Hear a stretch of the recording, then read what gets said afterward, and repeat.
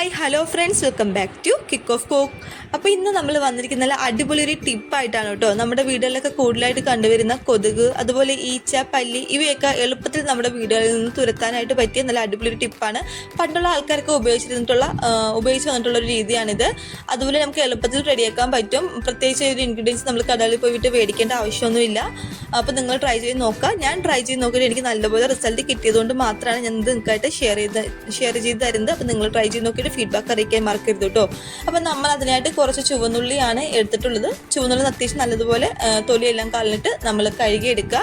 എന്നിട്ട് ഇത് നമ്മൾ ഒന്നെങ്കിൽ മിക്സിയുടെ ജാറിലിട്ട് നല്ലതുപോലെ ചതച്ചെടുക്കുക, അല്ലെങ്കിൽ ഒരു ഇടിയലിട്ടിട്ട് നല്ലതുപോലെ ചതച്ചെടുക്കുക കേട്ടോ.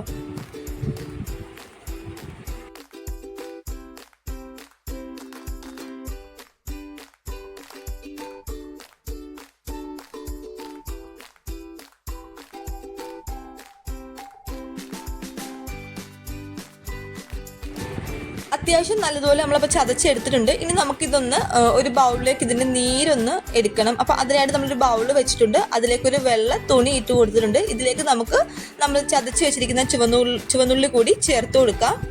അപ്പം ഇത് ചേർത്തതിന് ശേഷം നമ്മൾ നല്ലതുപോലെ ഇതൊന്ന് പിഴിഞ്ഞെടുക്കണം. നമ്മൾ തേങ്ങാപ്പാലൊക്കെ പിഴിഞ്ഞെടുക്കുന്ന പോലെ തന്നെ ഇതൊന്ന് പിഴിഞ്ഞെടുക്കണം. അതിൻ്റെ നീര്, അതിലുള്ള മുഴുവൻ നീരും നമ്മൾ പിഴിഞ്ഞെടുത്തതിന് ശേഷം നമ്മൾ ഇതിലേക്ക് കുറച്ച് വെള്ളം കൂടെ ആഡ് ചെയ്ത് കൊടുക്കുന്നുണ്ട്.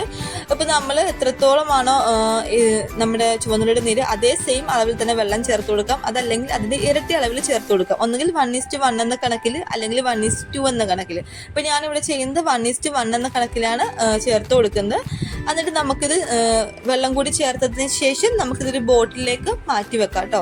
അപ്പം നമുക്ക് ഇങ്ങനെ ചെയ്തെടുത്താൽ ഏകദേശം ഒരു 2-3 ദിവസമൊക്കെ ഇത് നമുക്ക് വെച്ചിരുന്ന് ഉപയോഗിക്കാം. 3 ദിവസത്തിൽ കൂടുതലൊന്നും വെച്ചേക്കരുത്. 3 ദിവസമൊക്കെ വെച്ചിരുന്ന് ഉപയോഗിക്കാൻ പറ്റിയ ഒരു ലിക്വിഡാണ്.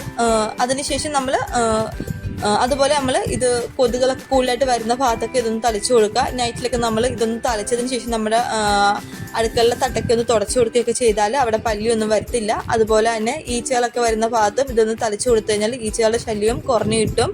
അപ്പം നിങ്ങൾ എന്തായാലും ട്രൈ ചെയ്ത് നോക്കിയതിന് ശേഷം ഫീഡ്ബാക്ക് അറിയിക്കുക. അതുപോലെ എൻ്റെ വീഡിയോസൊക്കെ നിങ്ങൾ ആദ്യമായിട്ട് കാണുന്നവരാണെങ്കിൽ ചാനലൊന്ന് സബ്സ്ക്രൈബ് ചെയ്ത് സപ്പോർട്ട് ചെയ്യുക.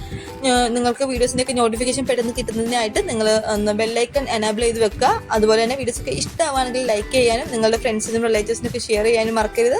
അപ്പം ഇതുപോലുള്ള ടിപ്സും കാര്യങ്ങളും അതുപോലെ ഫാമിലി വ്ളോഗ്സും കുക്കിംഗ് വീഡിയോസൊക്കെ ആയിട്ട് വീണ്ടും കാണുന്നവരേക്കും ബൈ.